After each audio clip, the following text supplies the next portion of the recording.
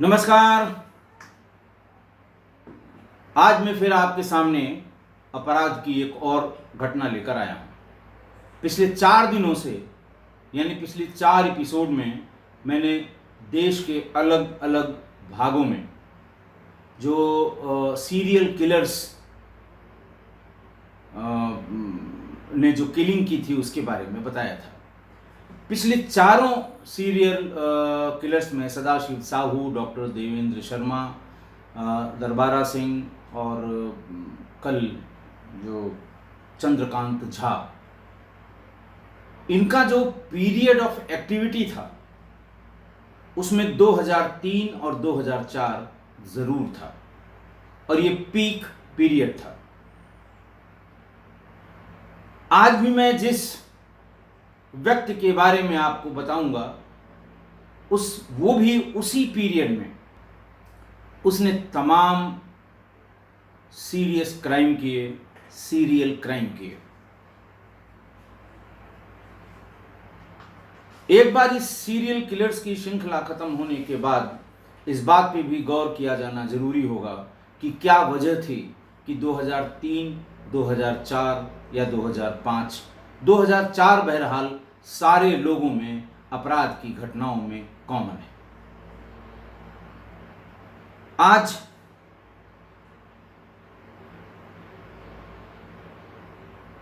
महाराष्ट्र के जिला नागपुर में 21 अगस्त 1991 को कस्तूरबा नगर, एक स्लम है नागपुर शहर के बाहर की तरफ, शहर जिस तरफ मुंह करके बसा हुआ है उसके सामने की तरफ कस्तूरबा नगर, वहाँ 15 साल की एक बच्ची को कुछ लोग दिन में ही उसके घर से उठा ले गए और 5 लोगों ने मिलके उस 15 साल की मासूम के साथ गैंग रेप किया। शाम को लौटकर वो अपने परिवार में जब आई, माँ और बाप ने उसकी हालत देखकर उससे जानकारी करनी चाहिए। बड़ी मुश्किल से उसने बताया कि फला 5 लोग उसे उठा ले गए थे और उसके साथ जबरदस्ती गैंग रेप यानी बलात्कार किया है। बेटी की इस हालत से आहत माँ बाप थाने पर पहुंच गए। बेटी, माँ और बाप जब थाने पर पहुंचे तो वही 5 लोग जिन्होंने बच्ची के साथ गैंग रेप किया था वो पहले से ही थाने पर मौजूद थे। इन सबको थाने पर देखकर ठहाके लगाकर हंसे। मां ने चिल्ला चिल्लाकर मौजूद पुलिस अधिकारी से कहा कि इन्हीं लोगों ने मेरी बच्ची के साथ अभी 2 घंटे पहले बलात्कार किया है और ये थाने पर पहले से बैठे हैं, हमको देख के या हम लोगों को देख के हंस रहे हैं। इनके खिलाफ कार्रवाई की जाए। इसके पहले कि बच्ची की मां का वाक्य पूरा होता, पुलिस वालों ने फौरन उनसे कहा कि भाग जाओ वरना तुम सबको गिरफ्तार करा के जेल भेज दूंगा। तुम्हारी बेटी बदचलन है, पैसा मांग रही थी, इसलिए वो बलात्कार का आरोप लगाकर थाने पर आई है। इतना सुनते ही माँ बाप और बच्ची तीनों की क्या हालत हुई होगी आप समझ सकते हैं। तीनों उल्टे पैर अपने घर वापस आ गए। उनके घर पहुंचने के 1 घंटे बाद ही वही 5 लोग और 20-25 उनके साथी, 5 लोगों में जिसने ये शुरू किया था या जो उठा कर ले गया था या जिसके इशारे पर उस लड़की को उठाया गया और उसके साथ गैंग रेप किया गया, उसका नाम उस महिला ने थाने पर पहचान के बताया कि ये अक्कू यादव है। अक्कू यादव जिसका पूरा नाम भारत काली चरण था और घटना वाले दिन उसकी उम्र 20 साल थी। यह 20-25 लोग उसके घर पर पहुंचे, माँ बाप और उस बच्ची को निकालकर बुरी तरह से मारा पीटा, उसका सारा सामान घर के बाहर निकालकर उसमें आग लगा दी और ये भी कहा कि चली जाओ थाने, FIR लिखा के आना। लौट के आओगी तुम सबको इसी तरह जिंदा जला दूंगा। उनकी हिम्मत नहीं पड़ी कि वापस इस घटना के यानी दोबारा जो घटना हुई उनके सामान को आग लगाने और मारने पीटने की, उसकी शिकायत भी करने थाने पर जाते। लेकिन इस घटना से पूरे कस्तूरबा नगर में एक डर का माहौल सा हो गया, लोग सहम गए। इसका इम्पैक्ट ये हुआ कि अगले 6 दिनों में अक्कू यादव और उसके गैंग के लोग जिसके यहाँ चले जाते थे, चाहे वो छोटा व्यापारी हो उस कस्तूरबा नगर का, चाहे बड़ा व्यापारी हो, उससे पैसे मांगते थे। चूंकि ये शुरुआत थी, कुछ लोगों ने जिनको इस घटना की जानकारी थी उन्होंने चुपचाप 19-20 करके जो पैसे उनके पास थे या जितना वो देना चाहते थे उन्होंने दे दिया। जिन्होंने जरा सा भी विरोध किया, इस पूरे गैंग ने उनकी अच्छी पिटाई की और पूरा सामान दुकान का या व्यवसाय का तहस नहस कर दिया। आने वाले अगले फिर 6 महीनों में लोगों ने सोचा कि अपने दुकान का सामान तहस नहस कराने या मारने पीटने से बचने के लिए जो कुछ मांग रहा है, हाथ जोड़कर गिड़गिड़ा के जितना कम कराया जा सके उतना पैसा इसको दिया जाना ही उचित होगा। धीरे धीरे कस्बे के सारे इस्टेब्लिशमेंट अक्कू और उसके लड़कों को, उसके गैंग मेंबर्स को पैसा देने लगे। उसने कस्तूरबा नगर में 1.5 साल 2 साल के भीतर ही एक अंपायर खड़ा कर दिया। उसके अब अक्कू और उसका गैंग ये डिसाइड करता था कि कस्तूरबा नगर के फला जगह के लोग सिर्फ फला दुकान से ही सामान लेंगे, फला अखबार वाले से ही सिर्फ अखबार लेंगे, फला दूध वाले से ही दूध लेंगे। जो भी इसका विरोध करता था उसके साथ मार पीट, घर में घुस जाना, उनके बच्चों को उठा लाना, एवज में पैसा मांगना, इस तरह की प्रताड़ना कस्तूरबा नगर में शुरू हो गई। अक्कू यादव के 2 भाई और थे, संतोष और युवराज। इनको भी वहां इसने व्यापार करा दिया, दुकानें खुलवा के सामान के लेन देन का, सामान के डिस्पैच का, स्टोर का, ये सब सामान करा दिया और लोगों को इतना डराया धमकाया कि व्यापार इसी से इन्हीं के भाइयों के इस्टेब्लिशमेंट से होना है। हालांकि अक्कू यादव का पारिवारिक व्यवसाय दूध बेचने का था, लेकिन दूध बेचना छोड़कर ये अपराध की दुनिया में ये कूद गए। सारे भाई, 2 भाई स्वयं तो अपराध कम करते थे, लेकिन भाई के अपराध का फायदा सबसे अधिक इन्हीं दोनों ने उठाया और इलाके के आसपास के गुंडे मवाली इन्हीं दोनों के यहाँ बैठने लगे ताकि उनके व्यवसाय में कोई अड़चन न पैदा हो। इसी बीच में करीब 2 साल बाद, 93-94 की बात होगी या 95 मान लीजिए, 2 साल बाद वहाँ पर जो बाकी स्टेट में या बाकी नागपुर शहर में एक गैंग वार, आपस में 2 गैंग थे, उनमें जब चलनी शुरू हुई तो एक गैंग का साथ या एक गैंग ने अक्कू यादव को पकड़ लिया मतलब उसका साथ कर लिया, उसके साथ हो लिए या उसको अपने साथ कर लिया और विरोधियों को चिन्हित कर करके उसे बताने लगे कि इनका नुकसान करो, इनको पकड़ो, इनको पीटो, ये उनका साथ न दें विरोधी गैंग का। विरोधी गैंग को चोट पहुंचाने की नीयत से एक और तरीका अक्कू यादव ने निकाल दिया। चूंकि उसकी सीधी कोई रंजिश नहीं थी, लेकिन एक गैंग का मेंबर होने के नाते, बड़े गैंग का जिनका गैंगवार नागपुर शहर में चलता था, उसने इनको बेइज्जत करने का, परेशान करने का एक तरीका ढूंढा कि इनकी घर की बच्चियों और महिलाओं का बलात्कार करना, घर में घुस जाना, सभी मेल मेंबर्स के सामने कपड़े उतार कर इतना बलात्कार करके इतना बेइज्जत कर देना कि वो अपनी शिकायत थाने पर भी न कर पाए।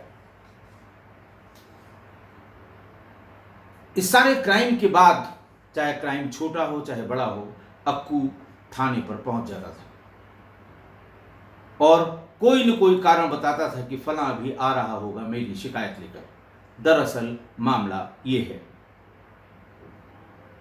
थाने वालों की पूरे मनोयोग से अक्कू यादव सेवा करने लगा।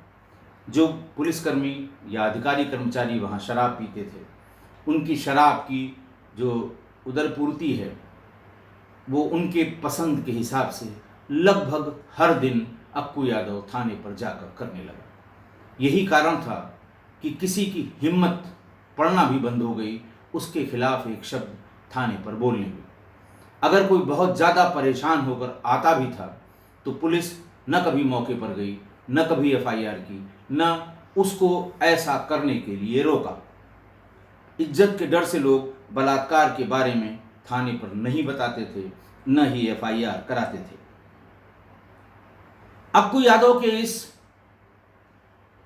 इस दबाव से, उसके इस भय से, उसकी इस दबंगई से, उसके इस खुलेआम दिन में अपराध करने की जो उसकी आदत सी हो गई, कस्तूरबा नगर के 25 परिवार कस्तूरबा नगर छोड़कर नागपुर के दूसरे हिस्सों में जाकर बस गए।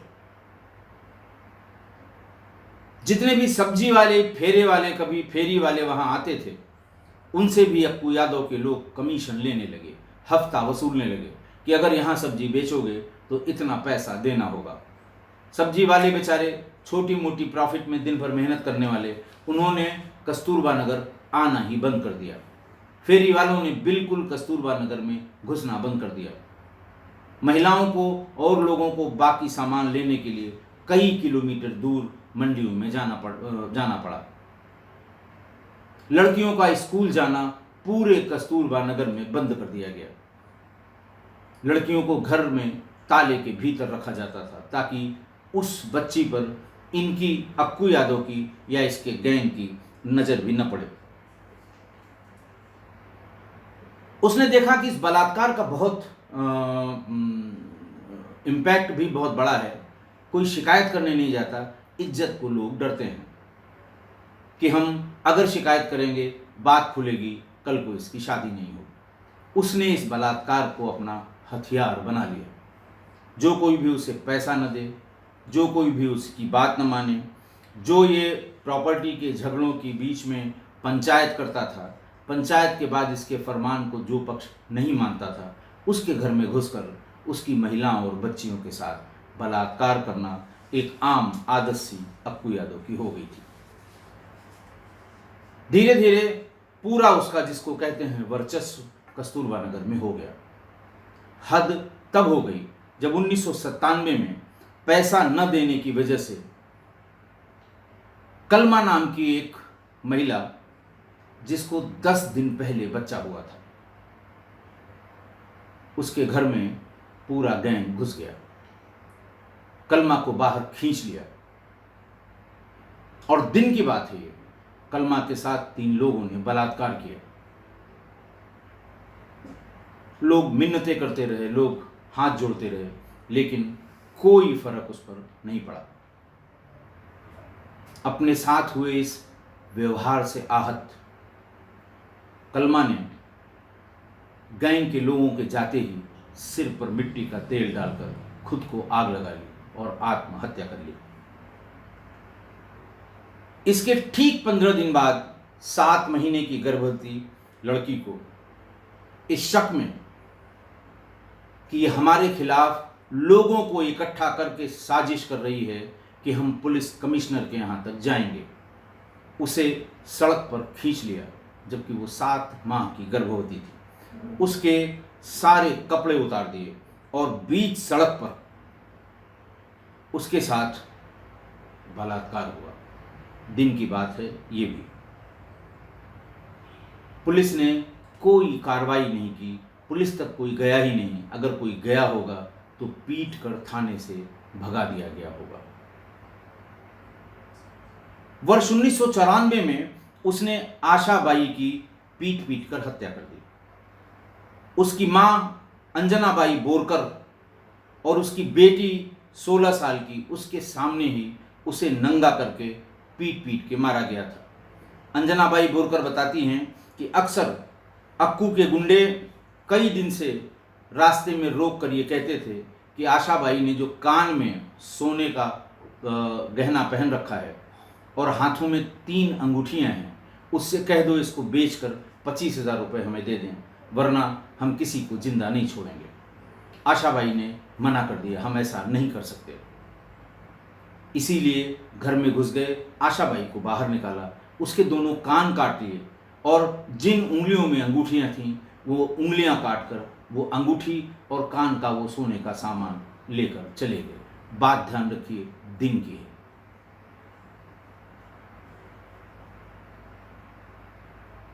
उसके बाद आशाबाई को पीट पीट के मारने के बाद उसकी बॉडी को उसके लोग पास की रेलवे लाइन पर छोड़ आए। घर वालों को यह वार्निंग दी कि जब तक इसके 2 टुकड़े नहीं हो जाते इसको हाथ भी मत लगाना, वरना तुम सबका भी यही हाल करूंगा।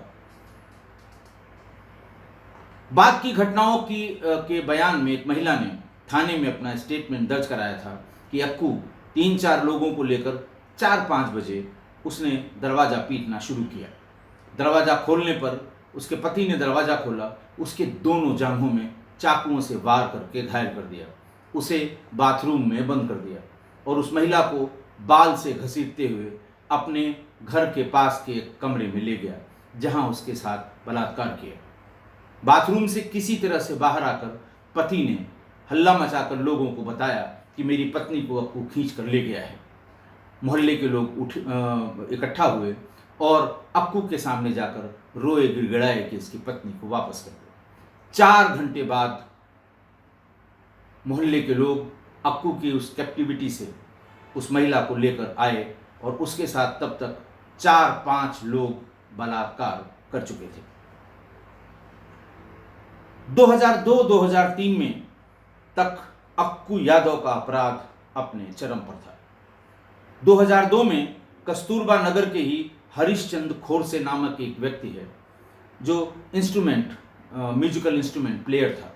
एक लोकल म्यूजिकल इंस्ट्रूमेंट होता है बाजा। हालांकि इधर बाजा तो किसी भी इंस्ट्रूमेंट को, बाजा बजाना मतलब किसी भी इंस्ट्रूमेंट को कहते हैं, लेकिन संभवतः ये माउथ ऑर्गन, जिसको वहाँ स्थानीय भाषा में बाजा कहते थे, वो बजाकर अपना जीविकोपार्जन करता था।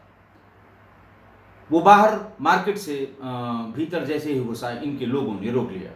बोले तू बहुत पैसा कमाता है ये बाजा बजाकर, 100 रुपये भी दे दे। उसने हाथ जोड़ा, गिड़गिड़ाया कि साहब 100 रुपये कहाँ मिलते हैं, मेरे पास थोड़े बहुत पैसे हैं जो घर जाकर बच्चों के खाने का इंतज़ाम करना है। मना करने पर उसे इतनी बुरी तरह मारा कि उसके हाथ और पैर दोनों में फ्रैक्चर हो गए और उसे अस्पताल में एडमिट होना पड़ा। 2003 में ही कस्तूरबा नगर में एक बेटी की शादी हुई। धूमधाम क्या, वहाँ जो भी सजावट हुई होगी, बैंड बाजा वाला भी आया होगा, लोग इकट्ठा हुए होंगे, खाना पीना हुआ होगा।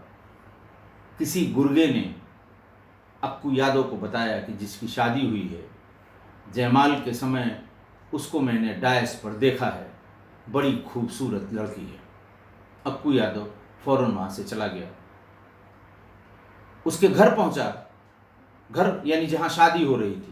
शादी खत्म होने के बाद शादी के मंडप से उठकर जैसे ही वो घर जाने के लिए परिवार वालों के साथ चली, बीच में ही उस लड़की को उसका अपहरण कर लिया, उसे उठा लिया, उसे अगवा कर लिया, अपने घर पर ले गया, उसके साथ बलात्कार किया और सुबह 6 बजे के आसपास उससे ये पूछा कि कितनी बजे विदाई है। 6 बजे के आसपास उसे फिर उसके घर पर छुड़वा दिया।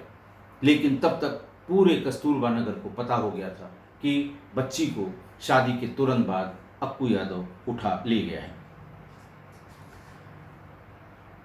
2003 में ही अक्कू ने पैसा न देने पर एक व्यक्ति को नंगा करके उसके शरीर पर सिगरेट दागी। फिर उसकी 16 साल की बेटी को बुलवाया और यह कहा कि अपनी बेटी के सामने नाचो, क्योंकि सिगरेट जब वो दाग रहा था तो जो रिफ्लेक्स एक्शन होता है बॉडी का, आदमी भागने की कोशिश करता है, बचने की कोशिश करता है, तो उसने कहा इसी तरह से नाचो और 16 साल की उसकी बेटी के सामने उसे नाचने पर मजबूर किया। 2004 में ही ओशो भगत नाम की महिला को उसकी बेटी और पड़ोसियों के सामने नंगा करके उसके दोनों स्तन काट दिए। और उसके बाद स्तन काटने के बाद जब बहुत ज़्यादा ब्लीडिंग हुई तो उसके फिर वहीं सड़क पर टुकड़े टुकड़े कर दिए और ले जाकर उन टुकड़ों को रेलवे लाइन पर फेंक दिया। आशो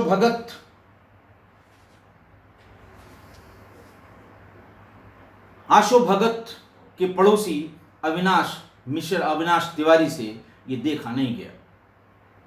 वो जानते थे कि इसका क्या अंजाम होगा, लेकिन फिर भी भावनाओं में बह के वो थाने पहुंच गए और उन्होंने बताया कि अभी अभी पूरे कस्तूरबा नगर की आंखों के सामने ये घटना हुई है, लाश अभी भी रेलवे लाइन पर पड़ी है। पुलिस ने कहा अच्छा ठीक है, हम देखते हैं।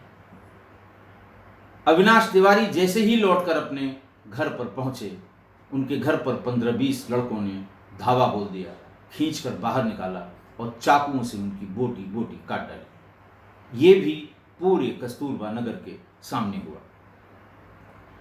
फरवरी 2004 में उसे उसके लोगों ने 12 साल की एक लड़की को घर से खींच लिया और उसके साथ बलात्कार किया। पुलिस किसी भी तरह की कोई शिकायत सुनने को तैयार नहीं थी। रेप का विक्टिम जैसे ही पुलिस के पास पहुंचता था, पुलिस या तो सीधे सीधे ये कहती थी कि इसमें क्या बड़ी बात है, तुम बच्चलन हो, जिसका मन होगा तुम्हारे साथ यही करेगा। या फिर ये कहता था पुलिस वाला कि इसका तुमसे पुराना संबंध है, इसने कुछ देने को मना किया होगा, पैसे मांग रही होगी, तो आज तुम रेप की FIR इसके खिलाफ लिखाने आ गई हो। जैसे ही ये सब बात रेप का विक्टिम या उसके परिवार के लोग सुनते थे, मन महसूस कर वहां से वापस लौट आते थे। ध्यान रखिए, कस्तूरबा नगर दलितों का बड़ी बस्ती है। बहुसंख्यक दलित वहाँ रहते हैं और उन पर इस तरह का जुल्म होता रहा, थाने की जानकारी में होता रहा, लेकिन थाना यही कहकर रेप विक्टिम्स को अपने थाने से भगाते रहे। 30 जुलाई 2004 को एक 12-13 साल की लड़की का रेप करने के बाद सारे लोग उसके ठीक पड़ोसी रत्ना दुनगिरी के यहाँ घुस गए। पर्पस उनका यह था कि इसको इतना धमका दो कि ये कहीं मुंह न खोले, क्योंकि अब धीरे धीरे लोग वायलेंट हो रहे थे, थाने पर जाकर प्रोटेस्ट या अपनी बात कह रहे थे। हालांकि पुलिस दबाव बनाकर उन्हें वहां से भगा देती थी। तो रत्ना दुनगुरी के यहाँ अक्कू घुस गया और उससे पैसा मांगने लगा।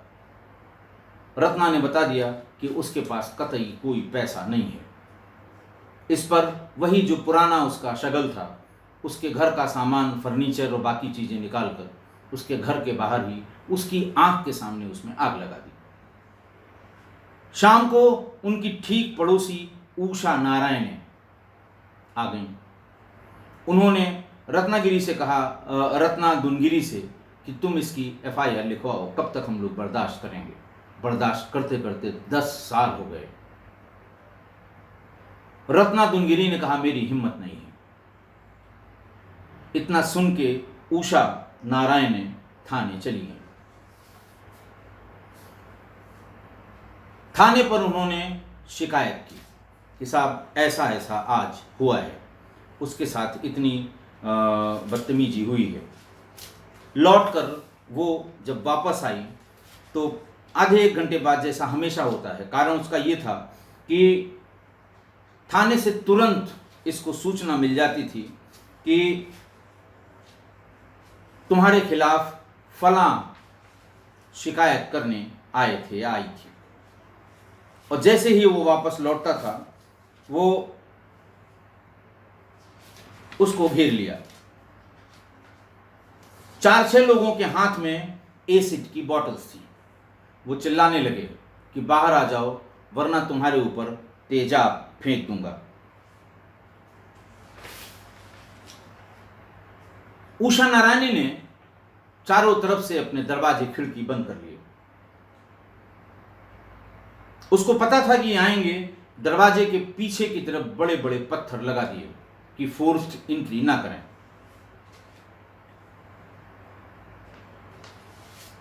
अक्कू यादव के लोग उसे धमकाते रहे कि बाहर आ जाओ, नहीं मैं बड़ा बुरा हाल करूंगा, फलां का ये कर दिया, फलां का ये कर दिया, तुम्हारा भी यही हाल होगा। फिर उन्होंने कहा कि नहीं आओगी तो आज नहीं तो कल तुम्हारे ऊपर मैं एसिड फेंक दूंगा। लेकिन उषा नारायणी ने कतई सरेंडर नहीं किया। उसको गैंग रेप के, उसने कहा गैंग रेप की मत सोचना कि अब की बार मैं सिर्फ गैंग रेप करके छोड़ दूंगा, तुम्हारा वो हाल करूंगा कि तुम्हारी कई पुश्तें याद रखेंगे।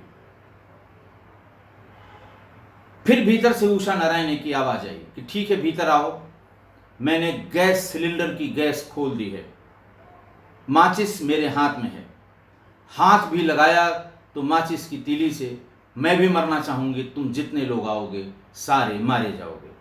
इसी बीच में गैस की स्मेल बाहर भी आने लगी। अक्कू और उसके लोगों ने ये सोचा कि अगर इसने माचिस जला दी तो सब मारे जाएंगे। वहाँ से भाग खड़े हुए ये कहते हुए गए कि हम फिर आएंगे, लेकिन लौट के कभी नहीं आए। जब पड़ोसियों को ये पता लगा कि उषा नारायणी ने इतनी हिम्मत की कि फिर अक्कू यादव के लोगों की हिम्मत नहीं पड़ी कि वो उसके घर में घुस के उसके साथ बलात्कार करें या उसका कोई नुकसान करें।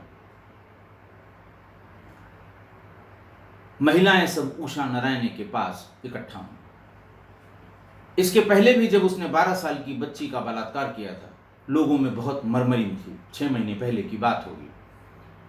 तो इसने अपने लोगों को यह आदेशित किया कि कहीं भी 2 आदमी से अधिक इकट्ठा हों तो उनकी बात सुनो, क्या हमारे खिलाफ साजिश तो नहीं कर रहे हैं। फिर अगर 2 आदमी से अधिक पूरे कस्तूरबा नगर में कहीं कोई दिखाई पड़ता था, इनके आदमी, अक्कू यादव के आदमी उसकी पिटाई करते थे। लेकिन इस बार उषा नारायणी की हिम्मत को देखकर महिलाएं इकट्ठा हुई और उन्होंने कहा कि अब बहुत हो गया, हमें इसका विरोध करना पड़ेगा और विरोध इस तरह से हो कि चल के उसके घर को घेरेंगे, बाहर निकालने पे मजबूर करेंगे, कितनों को गोली मारेगा। लेकिन अब बहुत हो गया, कोई घर ऐसा नहीं था जिसमें रेप विक्टिम न हो, या तो जिसे अक्कू ने जिसका बलात्कार किया था या फिर उसके लोगों ने उसका बलात्कार किया था। 6 अगस्त 2004 को सारी महिलाएं जो विक्टिम थी, करीब 150-200 की संख्या में रही होंगी, इन्होंने आके, जिनके हाथ में लाठियां थी, डंडे थे, पत्थर था, अक्कू यादव के घर को घेर लिया। अक्कू यादव के लोगों ने बताया कि अब की बार जो भीड़ आ रही है, ये इसका मूड ठीक नहीं है, अगर पा गई तो अक्कू या उसके आदमियों को मार डालेगी। अक्कू भागकर पुलिस स्टेशन चला गया। अक्कू ने पुलिस स्टेशन, सारा पुलिस स्टेशन ही उसका था, सारे पुलिस वाले ही उसके थे, उनसे रिक्वेस्ट की कि मुझे किसी केस में जेल भेज दो, वरना ये भीड़ हमारे विरोधियों की भीड़ है, ये मेरा नुकसान कर देगी।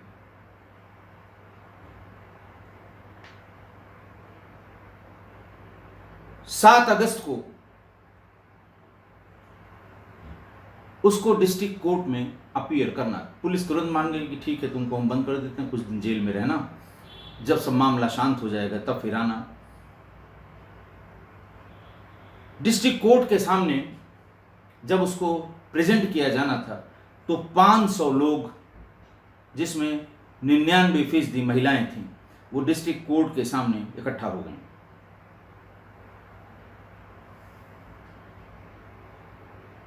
पुलिस मारे डर के उसे कोर्ट में प्रोड्यूस उसने नहीं किया और वापस उसे थाने पर ले गई। लिखा पढ़ी करके फिर दूसरे केस में उसको 13 अगस्त को, यानी 7 दिन बाद 13 अगस्त को उसे नागपुर की कोर्ट नंबर 7 में 13 अगस्त 2004 को पुलिस प्रोड्यूस करने के लिए ले आई। पुराने मुकदमे की जमानत और नए मुकदमे में उसे जेल भेजने के लिए, प्रोड्यूस करने के लिए पुलिस उसको ले आई। मामला चूंकि कोर्ट का था, पहले से कुछ महिलाएं कोर्ट के भीतर शांति से जाकर बैठ गई थीं और करीब 300 महिलाएं कोर्ट के आसपास थीं। करीब 2:30 बजे वो जैसे ही पुलिस उसको लेकर कोर्ट में गई, उसके सामने एक रेप पीड़िता यानी रेप विक्टिम सामने पड़ गई। उसने उस पर कमेंट किया कि लौट के आता हूं, फिर वही करूंगा, फिर तुम्हारा रेप करूंगा। ये सुन के जो वहां पुलिस वाले थे और जो बाहरी लोग थे वो हंसने लगे कि ये कैसा कैदी है कि यहीं पर वो विक्टिम को कह रहा है कि मैं तुमको फिर तुम्हारा रेप करूंगा। इसी बीच में सामने बैठी हुई एक महिला उठी और उसने चप्पलों से अक्कू यादव को मारना शुरू किया। कोर्ट की ही बात है, कोर्ट नंबर 7 की बात है। और चिल्लाने लगी कि या तुम मुझे मार दो या मैं तुम्हें मार दूंगी। दोनों लोग इस पृथ्वी पर नहीं रह सकते, या तुम रहोगे या मैं रहूंगी। ऐसा उसको चिल्लाते हुए या उसको पीटते हुए देखते ही करीब 200 से 400 के बीच महिलाएं वहां पहुंच गई। कोर्ट के भीतर ही उसे मारना शुरू किया। सबके पास लाठी, डंडे, पत्थर, सब्जी काटने वाले चाकू और सभी अपने साथ मिर्च का पाउडर ले आई थी। जैसे ही वो कोर्ट में उसको गिरा दिया, उसके बाद एक एक करके महिलाओं ने उसे करीब 70 चाकू मार दिए। उसकी आंखों में ढेर सारा मिर्च झोंक दिया। जो पुलिस कुछ बीच बचाव करने की कोशिश कर रही थी, महिलाओं ने उनकी भी आंख में मिर्च झोंक दी। गिरने के बाद जब चाकू एक के बाद एक पड़ने लगे तो वो जोर जोर से गिड़गिड़ाने लगा, छोड़ दो, मैं दोबारा ऐसा नहीं करूंगा। लेकिन 15 मिनट में ही 20 मिनट में 22 साल के अक्कू यादव की वहीं मौत हो गई। पूरे कोर्ट रूम में फर्श पर, दीवारों पर खून ही खून था। महिलाएं वहां से सीधे कस्तूरबा नगर पहुंची। अपने अपने घर वालों को बताया कि आज अक्कू यादव को हमने मार दिया है। यह भी बताया कि अब जश्न की तैयारी करिए। सड़कों पर पूरा कस्तूरबा नगर की महिलाएं उतर आईं। नाच गाना, मिठाई का बांटना, ये सब शुरू हो गया। लेकिन महिलाओं ने कानून हाथ में लिया था। स्थितियां, परिस्थितियां चाहे जो, मैं महिलाओं के इस कार्य का कतई समर्थन नहीं करता। कानून का हर हाल में पालन किया जाना चाहिए था। परिस्थितियां कुछ भी हों, बहरहाल 15-20 मिनट में ही उसकी जान निकल गई। पुलिस को अपनी भी खाल बचानी थी, लिहाजा उसने जिन जिन लोगों ने थाने पर जो अपीयर हुई थी, शिकायत की थी, 5 महिलाओं को पुलिस ने गिरफ्तार किया। महिलाओं के गिरफ्तार करते ही पूरे नागपुर की महिलाएं सड़क पर आ गईं। मजबूरी में पुलिस को उन 5 को छोड़ना पड़ा। उसके बाद 300 महिलाओं ने यह क्लेम किया कि मैंने मारा है, मुझे बंद किया जाए। पुलिस के भी हाथ पांव फूल गए। प्रत्येक महिला ने कहा कि मैंने भी मारा, एक चाकू मेरी भी है, एक पत्थर मेरा भी है, मैंने मिर्ची झोंकी थी, मैं रेप विक्टिम हूं, मैंने मारा है। शायद ही इतिहास में इस तरह की घटना की, हत्या की जिम्मेदारी अपने ऊपर महिलाएं लें, लेकिन हर एक ने उसको ओन करने की कोशिश की और ये बताया ये मैंने किया है। कुल 5 महिलाओं के ऊपर चार्ज फ्रेम किए गए, लेकिन कोर्ट ने उन 5 को इनसफिशिएंट एविडेंस की वजह से, पर्याप्त साक्ष्य न होने की वजह से उन पाँचों को उनके अपराधों से मुक्त कर दिया।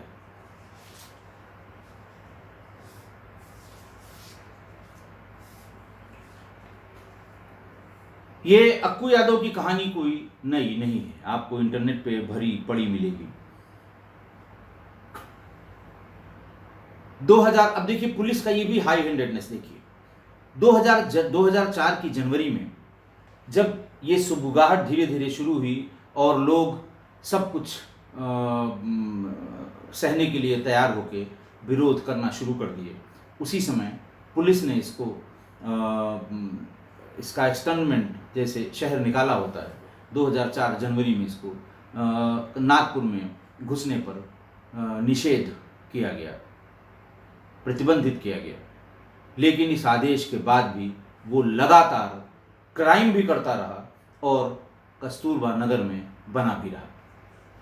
लगभग 40 रेप और 3 हत्याओं का ये मुलजिम अक्कू यादव रेप पीड़िताओं के हाथ मारा गया।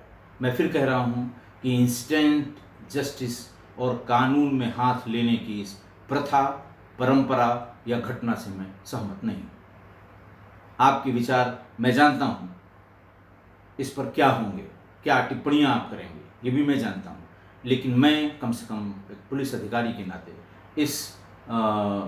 इस तरह के इंस्टेंट जस्टिस से बिल्कुल सहमत नहीं हूं। मैं ये और बता दूं आपको कि अगर आपको इसकी और घटनाएं, इसका आतंक और कैसे कैसे इसने रेप किए होंगे, जो घिनौने रेप इसके हैं, अगर आपको जानना है तो इस घटना के तुरंत बाद स्वाति मेहता ने किताब लिखी, बहुत बिकी हुई उस समय, कि किलिंग जस्टिस, विजिलेंटिज्म इन नागपुर। ये किताब का नाम है। इंटरनेट पे भी मैंने देखा था, उपलब्ध है कि नहीं ये मैं नहीं कह सकता, लेकिन मिल जाएगी अगर आप ढूंढेंगे तो। उसके बाद इस पे 2 फिल्में बनाई गई। 2015 में फिल्म बनी कीचक, और अभी 2021 में एक वेब सीरीज आई NVB चौधरी की 200 हल्ला हो। हालांकि इस फिल्म का विरोध हुआ, ये कहा गया कि ये महिला विरोधी है, लेकिन फिर NVB चौधरी जो इसके डायरेक्टर थे, इसमें अमोल पालेकर भी हैं जिन्होंने रोल किया है, बड़ा रोल किया है। बाद में चौधरी ने ये कहा कि ये बिल्कुल गलत समझा जा रहा है, ये महिलाओं के पक्ष में हमने ये वेब सीरीज बनाई है। महिलाओं के इस एक्ट, इस इंस्टेंट जस्टिस या कानून को अपने हाथ में लेने पर हाई कोर्ट के रिटायर्ड जज भाऊ वहाने ने पब्लिकली सामने आकर प्रेस में इन महिलाओं को डिफेंड किया और ये कहा, मैं अंग्रेजी में पढ़ता हूं जो उन्होंने कहा है कि in the circumstances they underwent they were left with no alternative but to finish अक्कू। यानी जो परिस्थितियां थी उसमें महिलाओं के सामने दूसरा कोई उपाय ही नहीं था सिवा अक्कू को मारने के। आगे वो कहते हैं कि the women repeatedly pleaded with the police for their security but police failed to protect them. Mister justice बाहू वहाने का यह भी कहना था कि महिलाओं ने बराबर पुलिस को अपनी सुरक्षा के लिए अपनी गुहार लगाई, लेकिन पुलिस ने ऐसा नहीं किया। फिर उन महिलाओं के पास क्या चारा था। एसीपी दलबीर भारती कहते हैं कि 200 महिलाओं ने लिखित रूप से ये कहा है कि हम उसके मारने में शामिल थे। इन्वेस्टिगेटिंग ऑफिसर ने यह कहा कि हमने जिनके विरुद्ध आरोप लगाए हैं उनके पास न तो चाकू बरामद हो पाया, न उनके कपड़ों में कोई ब्लड स्टेन हमें मिला, इसलिए हम इनके विरुद्ध पर्याप्त साक्ष्य इकट्ठा नहीं कर सके। आज की घटना अक्कू यादव जैसे सीरियल रेपिस्ट, सीरियल किलर, ये पुलिस के पाले पोसे हुए क्रिमिनल थे। बहुत सी घटनाओं में ये पुलिस के पाले पोसे क्रिमिनल आपको मिल जाएंगे। पुलिस का पैदा किया हुआ अपराधी अक्कू यादव था। पैदा तो उसकी बायोलॉजिकल मदर ने किया है, लेकिन उसको दूसरा जन्म पुलिस ने दिया है, और इसीलिए दूसरे जन्म में अक्कू यादव पुलिस की नाजायज औलाद थी। इतना भ्रष्टाचार, इतनी असंवेदनशीलता, अक्कू ने पुलिस के आंख और कान पर नोट चस्पा कर दिए, करेंसी नोट, जाने उस समय 500 की डिनोमिनेशन का या 1000 का कौन सा था, लेकिन आंख और कान पे दबा के नोट चस्पा कर दिए और मुंह में सोने चांदी के सिक्के भर दिए। इतने सिक्के भर दिए कि पुलिस को न दिखाई देता था, न सुनाई देता था, न पुलिस बोल पाती थी।